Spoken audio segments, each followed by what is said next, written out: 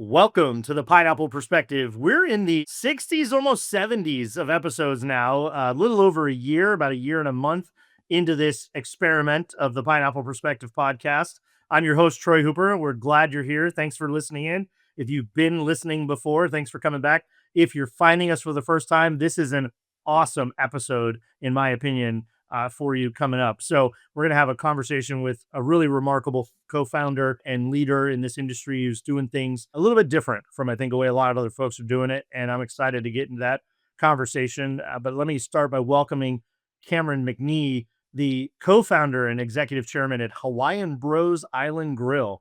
Cameron, how are you? I'm doing good, Troy. How are you doing today? I'm doing awesome, man. If you're listening in, you don't get the benefit of this incredible background that Cameron has, a real life blue sky, green tree, Eugene, Oregon background. It's sunny when we're recording and he's enjoying the weather, but great to have you. For those of that you were watching on YouTube, you get a chance to see that awesome glass background. But Cameron, we start every conversation off by getting right to the point and asking our folks on the show, what does hospitality mean to you? Yeah, it means a lot. And I think, one of the things when we hear the word hospitality, we might immediately go to, hey, like employee to the guest interaction, and that's hospitality. And I'd like to take a step back from that and really say hospitality is going to start with how do we treat our employees from the top down, and then how are they going to treat the guest and the opportunities they have to interact with the guest. But it's not just guest to employee, but it's really how it is from the top down. And one of our mission statements is spreading positivity through the Aloha spirit. So we try to be kind. We try to be positive. We try to treat each other the way they would want to be treated. Things like that. Those are kind of bedrock foundational things for our brand. And then we hope that kind of trickles down to the guest. Where does that mindset come from? I think more and more leaders are learning that that's sort of a mindset that needs to be adopted, and how it's put into practice is kind of a mix, right? But you guys are living this like real out loud. So where does that mindset come from? Why did you choose that answer? Yeah, I think part of it is just kind of my own DNA, my brother's DNA. I want to treat people right. I feel better when I treat people right. I feel good about myself. I can sleep well at night. I just feel like it's the right thing to do. Then also, when you factor in just some experiences in the restaurant industry, and I've been in the restaurant industry since I was 20 years old, and I've seen burnout, and I've seen people struggle to pay their bills. I've seen people struggle with insurance. I've seen all these struggles in the restaurant industry, high turnover, and just thought, hey, how can we do this differently that still makes sense for the business, but also just aims to treat people just a little bit better. And that's kind of just been in my DNA, I'd say, and something that I take a lot of pride in. Yeah, that's awesome. I love that. I got a chance to share the stage with Cameron, and that's actually why we're doing the show. I was very unfamiliar with him and his brother, but I knew of the brand. I had been tracking the brand. I had met some of your employees actually at a conference in Miami, I think a year or more ago, but some of your leaders. But when you were on stage, we were sharing the stage at RLC, Restaurant Leadership Conference this year. You kind of took this conversation in this direction, and it got a lot of attention. I mean, the room was dialed in, and it was interesting to see so many industry leaders find your commentary along this line as unique and as special. And I think the way you deliver it, I think the way you live it in your brand and your business is unique. I think it's highly elevated version, but it's interesting to me as a person that comes from a cultural turnaround kind of guy, that this is sort of still foreign or shocking. Oh, there's measurable business results from being nice. Like we can measure that. We can treat our employees well and actually measure the impact on our business. And I think you guys are pretty focused in on that, right? Absolutely. All right, let's just do a little introduction about the brand. If people don't know, first of all, what's up with Kansas City birthing these brands lately? I mean, I just talked to the CEO and founder of Big Biscuit. They're from KC. Eric Knott, a good friend of mine, has joined and become a partner at Tiki Taco. They're opening 3-5 stores every month or something, it feels like. What's up with Kansas City being the birthplace of new concepts lately? Yeah, it's a good question. I'd love to say that there was some sort of master plan that we knew that, Hawaiian plate lunch would just resonate really well in the Midwest and Kansas City specifically. That's what's happened. But the reality is my brother and I are from Oregon. We worked in a family restaurant business, and we reunited with some childhood friends who had moved from Oregon to Kansas City. They started a real estate business and thought, hey, you guys should start your Hawaiian plate lunch business out here. There's nothing like it. We'll help with the funding, of the startup. And we decided that that was a good call. I don't think we put a ton of thought into it, but it didn't go without us noticing that there was no Hawaiian plate lunch competition in the Midwest whatsoever. Growing up on the West Coast, there's a ton of the competition. You especially have a lot of mom and pops that open up restaurants like that. But in Kansas City, there was nothing. And so when we opened, it was unique for the market. I mean, Kansas City's known for great barbecue, which they definitely have, but we were a unique alternative and people really took to it. And we've expanded all throughout the Midwest and kind of had similar results all over. Yeah, I mean, I think that's pretty common if you're not really deeply connected in this industry and you don't get around. And even though I get around tremendously, I am still flabbergasted when I meet folks that are like, where are you from? Oh, I'm from St. Louis or Kansas City or wherever. Tulsa, Oklahoma. I was like, cool. But what's your brand? They tell you about their brand. They go, oh, well, how many units do you have? Oh, yeah, 100, 150. I'm like, what? Excuse me? You have 70, 100, 150 stores. I've never heard of this brand because they've dominated that sort of Midwest corridor, right? North of Texas, south of Detroit or whatever, and it's awesome. I love it. And by the way, Hawaiian, who's coming out with cool Hawaiian. I actually met a young man that's got a smoothie and acai bowl in the Midwest. I think he's only got like five locations. Also like Surf City, I think it's called. It's just total West Coast surfer style, smoothie shop, popping up in Oklahoma or whatever. And I think it's awesome. Yeah, it's very unique for the Midwest culture. But I mean, I think people really resonate with a lot of this stuff and they're getting to try things that they, haven't tried before. And it's a great alternative for them. Well, yeah. And you talk about folks in the Midwest that may have never traveled to either coast or certainly haven't been to Hawaii and they discover a new flavor profile and very unique and delectable flavor profile. I love Hawaiian plate food. So, but you're right. We have access to it out here, right? Yeah, that was actually one of our things that we did this back in 2022. But, so many of our employees had never been to Hawaii. It's not necessarily the common destination to go to from the Midwest. Some people have gone for sure, but on the West Coast, it's a 6-hour flight. It's like flying, across the country instead you go to Hawaii. So it's not too bad. And so, most people on the West Coast, Hawaii's been a vacation spot. Well, we actually took all our employees or all our general managers and assistant general managers and corporate employees to Hawaii in 2022. Let them bring a partner, or a child or something with them. And we had about over 100 people there. Did some really fun stuff on the islands. Did some give back stuff as well, and it was a great time.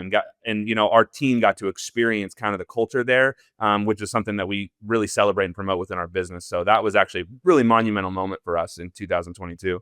My son's first 3 flights or trips, 6 flights, happened to be Hawaii. Coincidentally, I had never grown up. I'm from Miami, never grew up going to Hawaii. And now my son goes around Shaka, he's throwing up the hands and he may as well just halfway be native. But yeah, he loves it there. He spends a lot of his life at 4.5 years old. He's already spent about 4 or 5 weeks in Hawaii of his life. So it's a great spot to spend some of your Cameron, life. Let's finish introducing Hawaiian Bros. How many locations? How many states? When did you start?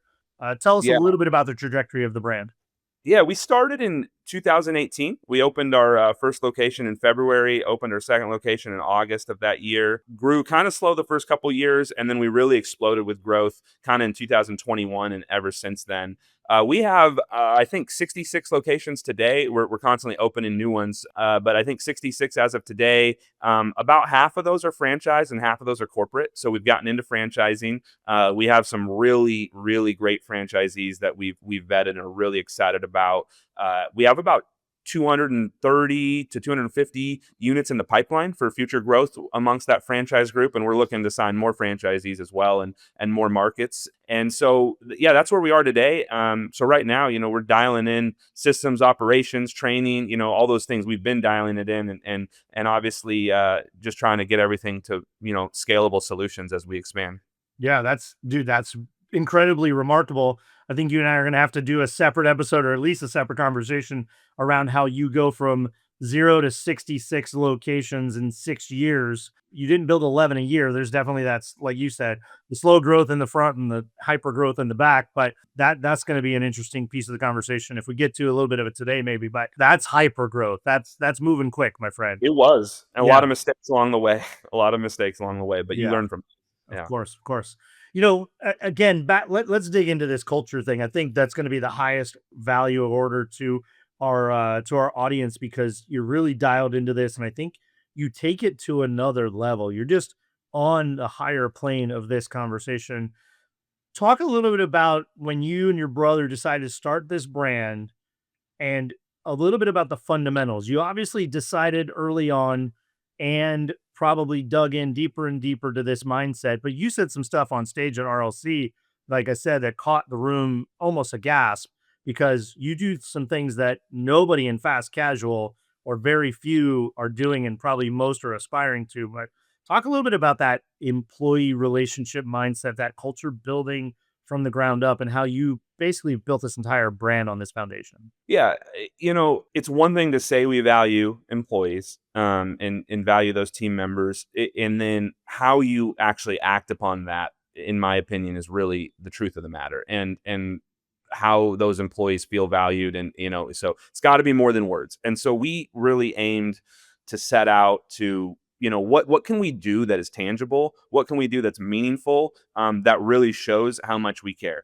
So I could point to a lot of things. One of the big things, and one of the things I said at RLC, was from the beginning, at our corporate stores, I wanted to take healthcare out of the equation. I believe that, our employees they're gonna be better if they don't have to worry about stressful things in their life. And healthcare is one of those things that can be really stressful when something happens, or if something happens to your child, spouse, whatever, and you want that to be covered. And so what we did is we took out a really good health plan for our team, and we decided to cover the monthly premiums for the employee, for their spouse, and for their children 100%. So there's no line item on those employees' checks with a deduction for health insurance costs or anything like that. It's 100% the company covers the monthly premiums. And that's for our like career employees. I call them the career employees, the general managers, AGMs that are working their way up to general manager, corporate employees, people that are really, going to be there long term. That's what we've done for those people. And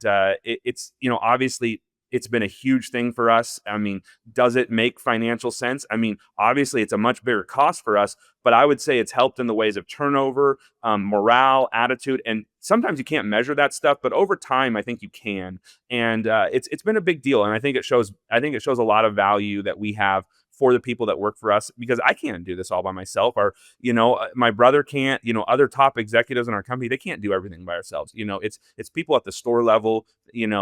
Managers, territory directors, those types of people, they're doing a ton of this really valuable work. And, it's just one of those things where I felt like we need to give back what they deserve. And so that's something that we've done from the beginning. Well, that's what I mean by over the top. I mean, even subsidizing just the employee would be a massive undertaking and financial expense and would be highly allotted, that would be insane.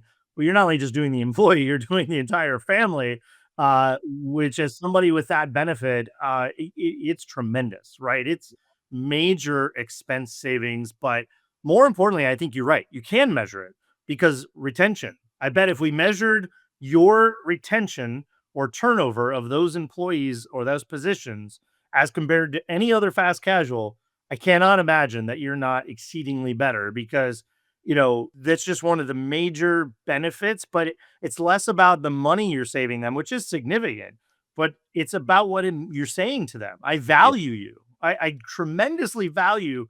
I want you to be burden free and fear free and stress free because I know if you are, you'll put in more. You'll be more productive. You'll be, more apt to stay with us long term, which creates other values, right? It's a sort of a compounding value proposition that the longer they're there and the more knowledge they have and the more passionate they are, the more they pass that down to other people, right? absolutely. It's all of those. I mean, I want to say, for me, we do this one. It's always because I feel like it's the right thing to do. But then, are there some of those values, some of those measurables, that make it a very successful program for us, of course. And, people point to that all the time. It's not something that they can just go take a lateral job and get from someone else.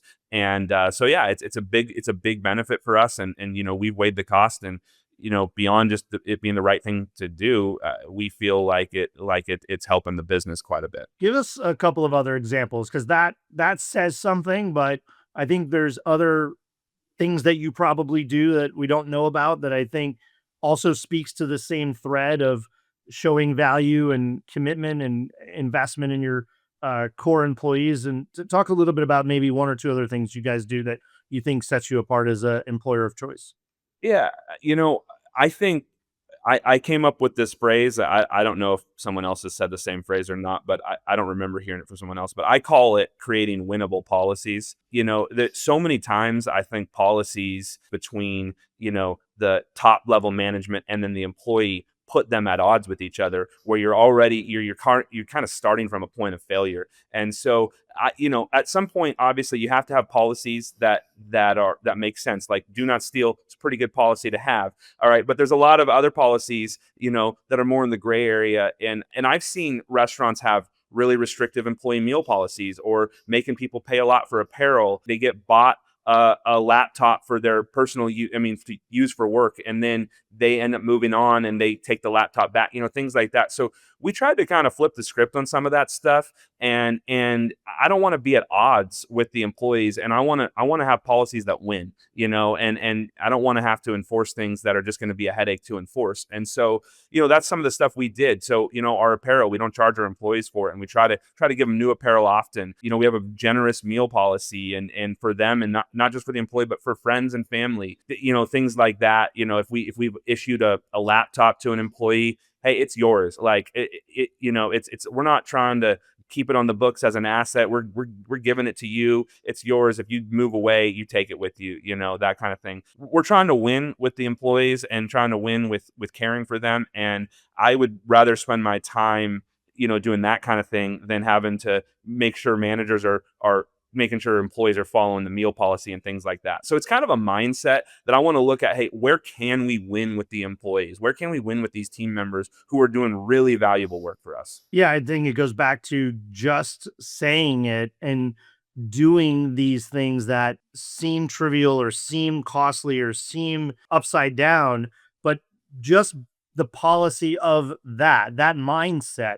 Again, if it permeates through every decision you make and every interaction you have and every SOP you write, then it will translate, like it will be felt, right? And I think it's pretty interesting that you're in the Hawaiian concept, because that is truly the spirit of Aloha, and many other things around the Hawaiian culture, around family and community and taking care of ourselves and taking care of our land and taking care of the ocean. It's the same sort of mindset, sort of a holistic approach, right? The Hawaiian culture views the entire society as a holistic, synergistic, symbiotic, biosphere. And I think you're looking at your business in that way. And I think that is the overarching thing that's missing is there's a lot of, you say one thing, do another. And we have these core values on a wall, but they don't really translate into action all the way down to the bottom. Like, we're still arguing over pennies and bitching over napkins and, whatever that is.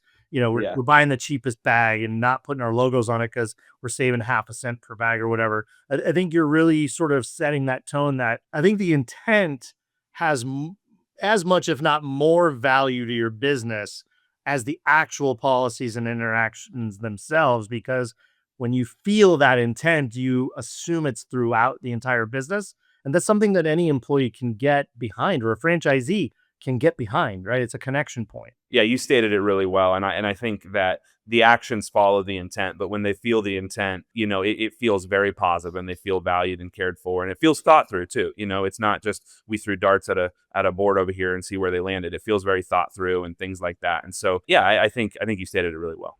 Well, yeah, I think it goes deeper than the superficial. There's a lot of superficial benefits and policies and blah blah blah that just feel like checking off boxes to make us seem like we give a shit. And then there's the Yeah. doing the things that actually show that you actually do care.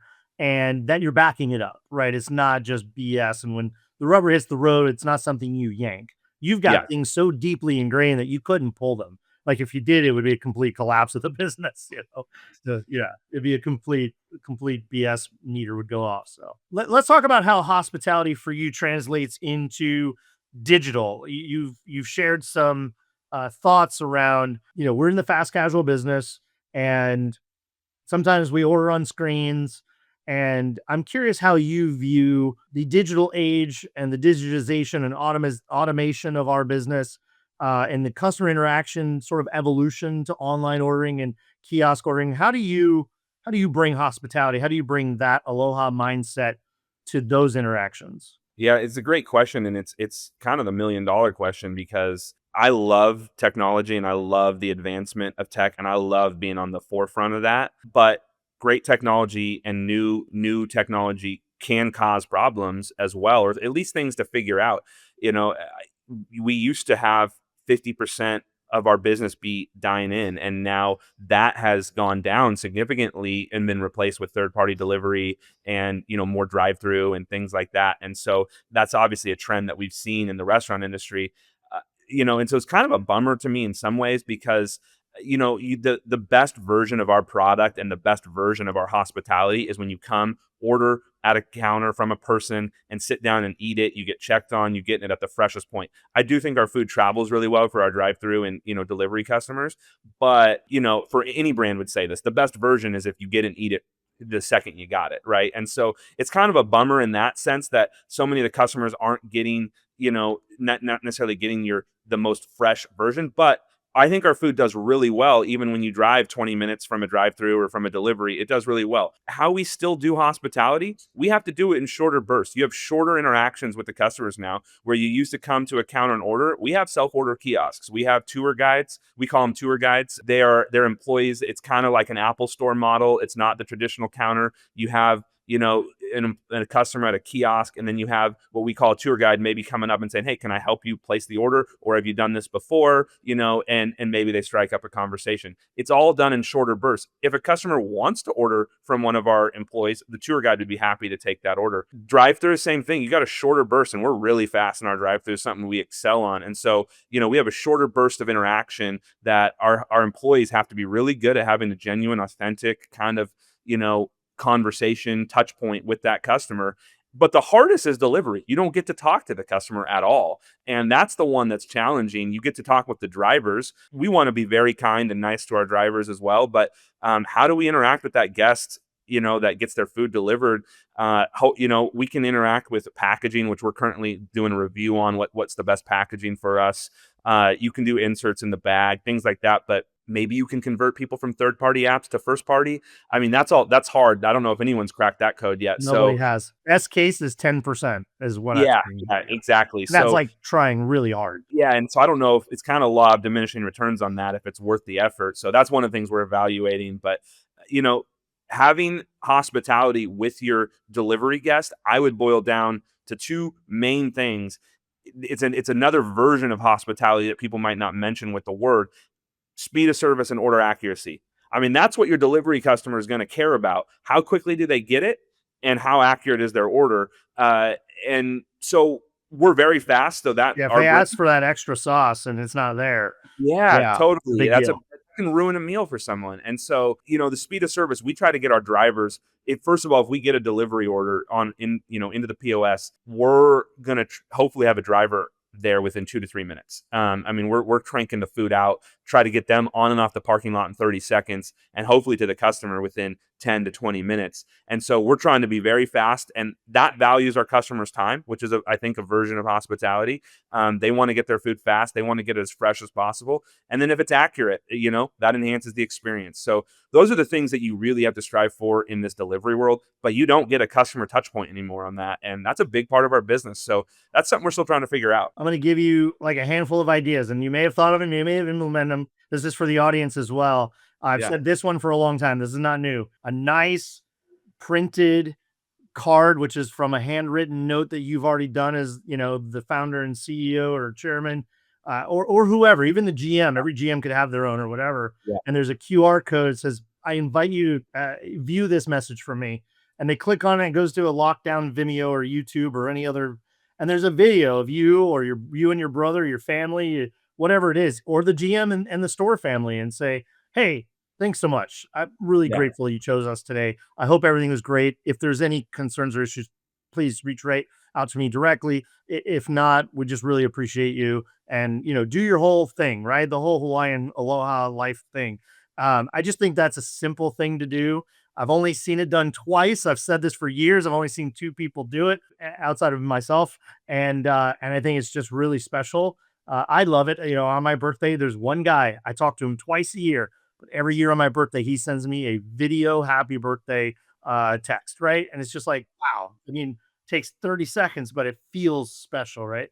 Another one I was thinking of while you were talking though is, man, you should get little umbrellas, little Hawaiian umbrellas, and just put them in the bag, or so when Yeah. I'm at home, I have my whatever at home. I can put a little umbrella in my drink while I'm having my Hawaiian Bros. Yeah, that's a good one. I haven't thought of that one. The card Yeah. with And relating. bracelets too, right? Hawaiian culture is kind of really into like bracelets and trinkets and necklaces. I think you could do little friendship bracelets, little Hawaiian Bros friendship bracelets. Yeah, that's some good ideas. Yeah, well, I mean, we're evaluating the best way to do delivery. That card idea is something we've talked about, and something that we may implement. Some of those other things you're saying I have not thought of, so I'll have to give it some thought. But yeah, there's a lot. There is definitely going to be some innovative, cool things that brands come up with that work for them to better, interact from afar with the customer who gets it via delivery. Yeah, I've seen this a couple times recently, which again with the Hawaiian culture, I think plays too. Last idea is you can curate a playlist on whether it's a Spotify or whatever. You can curate your own custom playlist, and I'll see brands like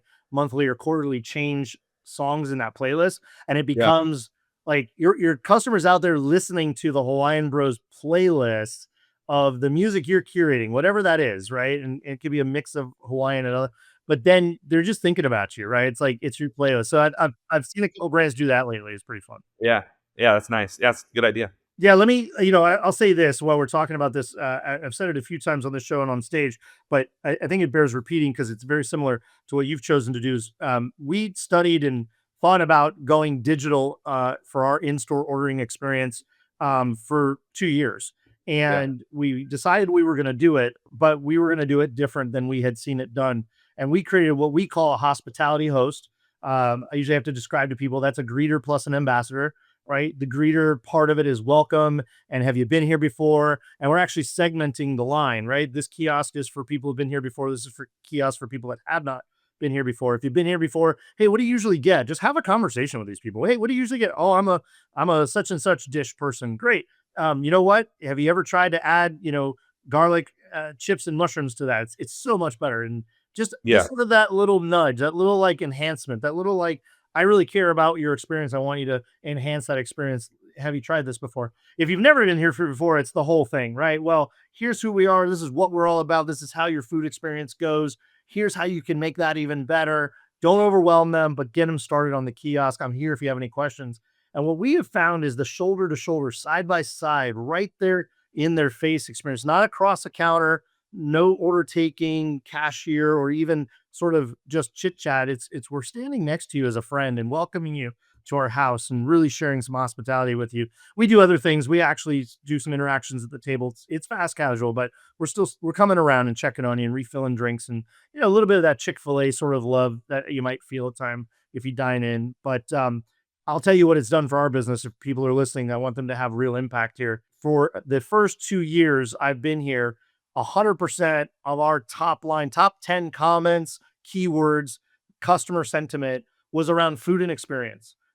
Unique, high quality, hot, flavorful, Japanese, sizzling, steaming, Instagram worthy. That was 100% of our sentiment, right? 4 months ago, we started, late January, we started implementing kiosks. We implement kiosks. We measure it over the first 3, 4 months. And about 2 weeks ago, kind of sat down and looked at the sentiment again, and they aggregated that list of comments and thoughts, and everything shifted. 100. There was zero mentions in the top 10 about our food. It was 100% friendliness, hospitality, service. It was everything you want to see in this business in a fast casual 20-minute, $20 experience, yeah, shifted from food and experiential and friends and gathering to friendliness, hospitality, service, and greeter, all that stuff, right? Our entire customer mindset, the entire thing they think about us now is about that, not as much about our food, which food to me is truly a commodity, right? I'm either in the mood for your food or I'm not.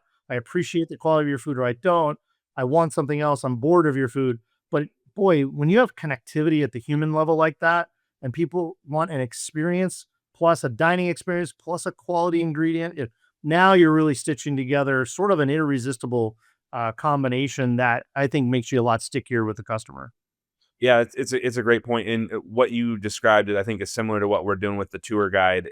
We call it something different, but that side by side here. Let me come along and help you, and there's all sorts of upselling opportunities or explanation of the menu, things like that. So I think you're onto something there, It's and more natural. I think it's just yeah, more natural. it definitely feels more natural. And you also have the guests that like have been there a million times, and they're like, I know exactly what I'm going to Get out of do. my way.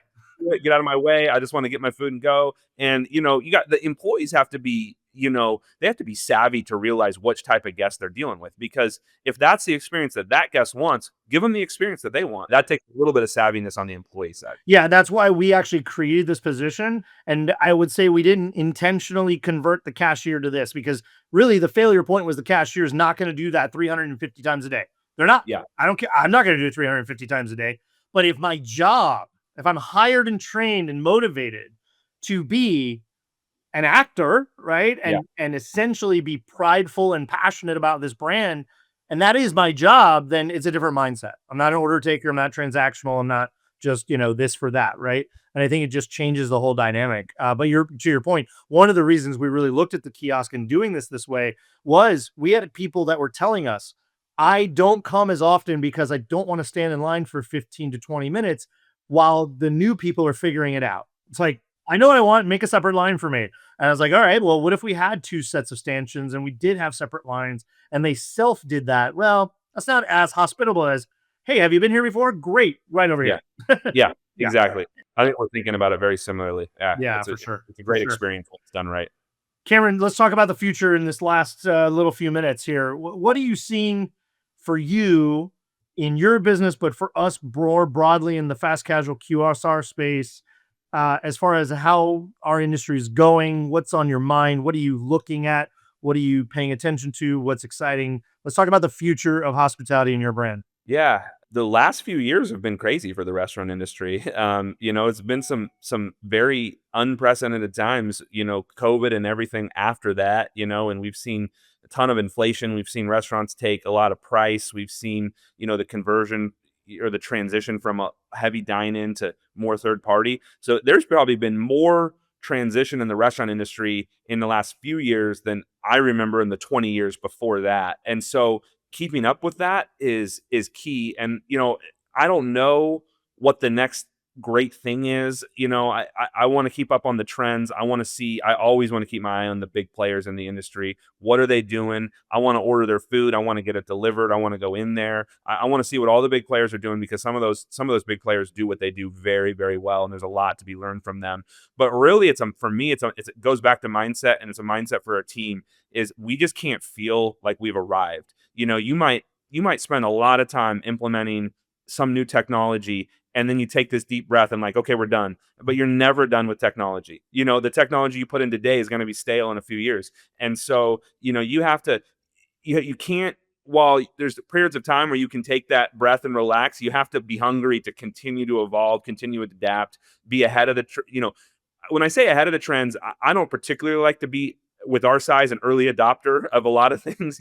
I want to see the big players go out and do it first and see what they do. But when I say ahead of the trends, I want to know what's happening in the industry and make decisions that are rooted in our values and what we think is best for us. But certainly not afraid to see what's working for others and then mix that with our own values and what we think works. Yeah, I think you're well poised to be well rooted in your values and look for things, whether it's new systems, processes, technologies that align with that. Because I think you're very clear on what those values are and what you're trying to accomplish. I could imagine most things are viewed through the lens of the employee first, the customer equally, and then if it is a benefit to the business, then good, but not the other way around, which I think so many folks kind of look for those optimizations and efficiencies to save rather than make. And I think when you're on the offense versus the defense, which it sounds like you guys are, with a heart too, I think there's nothing but wins in front of you. And I think your scale of trajectory cannot be ignored.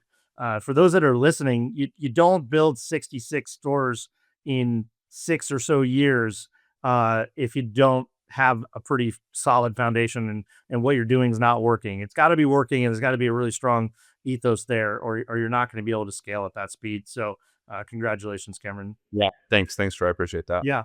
Talk a little bit about Hawaiian Bros and what's happening. What's the future? What's the news? Give us a little 30-second infomercial. What's exciting you want to share? Yeah, we're growing. We're growing a lot. We have a number of franchisees. I think I said earlier, we have, somewhere 230, 250 franchise units in the pipeline for future growth. We're looking to sign more franchisees. We're going into new markets. We're expanding, existing markets, doing some menu innovation. We've kept our brand very simple on purpose. That's something that we did from the beginning, is simple. We don't have very many SKUs in the store.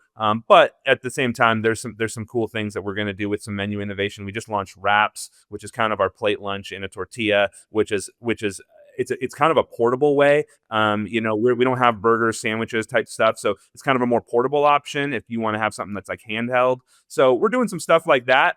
Some stuff we're probably not ready to announce yet, but we've got a lot of fun things and just a lot of growth and trying to spread the company around the country. I could go for some Hawaiian chicken in a wrap, a teriyaki wrap, or huli huli. Yeah, it's actually really good. Yeah, that.